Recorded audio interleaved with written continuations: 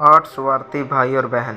पुराने ज़माने की बात है। एक गांव में 8 लड़के और एक लड़की थी। माता पिता जल्दी ही गुजर गए तो बच्चों ने भी जल्दी ही काम सीख लिया। समय के चलते सब कुछ आसान होने लगा। उस समय समाज के पुरुषों का काम जंगली जानवरों का शिकार करना और औरतों का काम सिर्फ घर के कामकाज करना और बच्चों को संभालना होता था। 8 भाई और एक बहन बड़े प्रेम से मिलजुल कर रहते थे। दिन निकलते ही आठों शिकार के लिए निकल जाते और बहन सबके लिए खाना पकाती थी। भाई जब जंगल से वापस आते तो साथ में बड़े बड़े जानवर पक्षी आदि को मार कर लाते। बहन उसके मांस को बड़े चाव से पकाती और सब भोजन करके आनंद का अनुभव करते। इस तरह सब सुख का जीवन व्यतीत कर रहे थे। एक दिन की बात है, आठों भाई जंगल को गए थे। शाम होने चली थी। बहन सबके लिए खाना बना रही थी। जब वह सब्जी के लिए हरी साग काट रही थी, चाकू की तेज धार से उसकी एक उंगली कट गई। उसने सोचा, यदि भाइयों ने देखा तो वे बड़े दुखी हो जाएंगे, मुझे उन्हें यह बात नहीं बतानी चाहिए। उसने बहते खून को अपनी चूनी से पोंछना चाहा, किंतु उसे लगा कि इसके भाई देख लेंगे। फिर उसने दीवार पर पहुंचना चाहा, फिर लगा यहाँ तो और अच्छी तरह से दिखाई देगा। वह बेचैन होकर इधर उधर घूमने लगी। कोई ऐसी जगह नहीं मिली जहाँ उसका बहता खून भाइयों की दृष्टि से बच सके। अंत में कोई उपाय न देखकर उसने उसकी साग में से पहुँच लिया जिसकी वह सब्जी बनाने जा रही थी। शाम को भाई जंगल से वापस आए। बहन ने खाना परोसा। आज आठों को साग बहुत स्वादिष्ट लगा। आठों अपनी उंगलियां चाटते रह गए। सबने बहन की तारीफ की। अपनी तारीफ सुनकर बहन भी खुशी से फूली नहीं समाई। दिन भर के थके होने के कारण आठों भाई जल्दी हो सो गए। अगली सुबह रोज की तरह खा पी कर आठों भाई जंगल की ओर निकल पड़े। जब शिकार तलाशते तलाशते थक गए, सभी एक पेड़ की छांव में बैठकर आराम करने लगे। बातों बातों में रात के भोजन की चर्चा होने लगी। सब कह रहे थे कि इतना स्वादिष्ट साग की सब्जी आज तक नहीं खाई थी। सबने तय किया कि आज इसके बारे में बहन से जरूर पूछेंगे और जान लेंगे कि साग में उसने क्या क्या मिलाया था।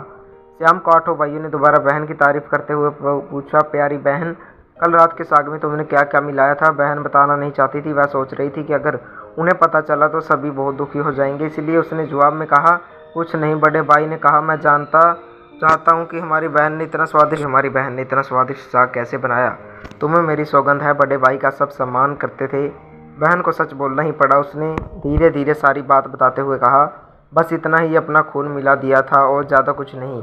रात के खाने के बाद आठों सोने के लिए लिए गए। आठों में फिर उसी बात की चर्चा छिड़ गई। बड़ा भाई कहने लगा, अरे खून की कुछ बूंदें इतनी स्वादिष्ट है तो शरीर का मांस कितना स्वादिष्ट होगा। सब ने बड़े भाई की बात में हाँ मिलाया। अगले दिन शिकार के लिए जाते समय आठों ने यह योजना बनाई कि बहन को मारकर उसका मांस बनाएंगे। आठवें भाई को अपने बड़े भाइयों की युक्ति बिल्कुल भी उचित नहीं लगी। वह अपनी प्यारी बहन को बचाने के लिए बेचैन हो गया। वह खुलकर उसका विरोध नहीं कर सकता था क्योंकि 7 भाई एक तरफ थे। अगले दिन बड़े भाई ने बहन से कहा, प्यारी बहन, तुम बड़ी हो गई और शादी के लायक हो गई हो। मैंने तुम्हारे लिए एक सुंदर से वर की तलाश की है। आज हम उसका घर देखने जाएंगे। तुम्हें भी सज सज कर हमारे साथ चलना होगा। बहन शादी की बात से बहुत खुश हुई। तुरंत तैयार होकर भाइयों के साथ चलने लगी। चलते चलते वह थक गई। वह बड़े भाई से पूछने लगी, मेरा ससुराल अब कितना दूर है? बड़ा भाई बोला, बस अभी पहुंचने वाले हैं। दूर से दिखाई दे रहे टीले को दिखाते हुए भाई बोला, वह देखो तुम्हारा ससुराल जहाँ तुम राज करोगी। यह सुनकर बहन आनंदित हो उठी। वहाँ पर पहुँचते ही बड़े भाई ने अन्य भाइयों को बहन को बांधने का आदेश दिया। सभी मिलकर फुर्ती से बहन को बांधने लगे। बहन डर गई और बोली, हे ईश्वर, अब तुम ही मेरा सहारा हो। मेरे आठों भाई मेरी हत्या करना चाहते हैं। इनमें से एक भी ऐसा नहीं है जिसके दिल में मेरे लिए दया और प्रेम है। अपनी बहन की बातों से 8वां भाई उठा। बड़ा भाई हाथों में धनुष बाण लेकर जब प्रहार करने को तैयार हुआ, छोटे भाई ने निश्चय किया कि आज वह छुपकर देखेगा कि उसका घर कौन साफ करता है। वह घर के कोने में छुप गया। घर सुनसान होते ही उसकी बहन की शक्ल की एक लड़की निकली, घर का सारा काम किया और फिर उस जगह में समा गई। छोटे भाई ने यह बात अपनी बड़ी भाभी को बताई। बड़ी भाभी ने उसे समझाया, जो ही लड़की बाहर निकलेगी तुम उसे आग के हवाले कर देना, फिर उस पर जल छिड़क देना, फिर देखना क्या होता है। छोटे भाई ने बड़ी भाभी के कहे मुताबिक काम किया। उसने लड़की के निकलते ही उसे आग में डाल दिया और लड़की पर पवित्र तुलसी जल का छिड़काव किया। तुलसी जल के स्पर्श से वह मानव रूप में आ गई। भाई ने देखा यह तो उसकी प्यारी बहन है। उसने अपनी बहन को गले से लगा लिया। उसके बाद दोनों भाई बहन बड़े प्रेम से जीवन बिताने लगे। अब वह अपने 7 भाइयों को छोड़कर अकेले अपने भाई के साथ रहने लगी। अब उसे किसी से डर नहीं था। छोटी भाई ने अच्छा सा रिश्ता ढूंढकर उसकी शादी कर दी थी। अब बहन खुशी खुशी रहने लगी।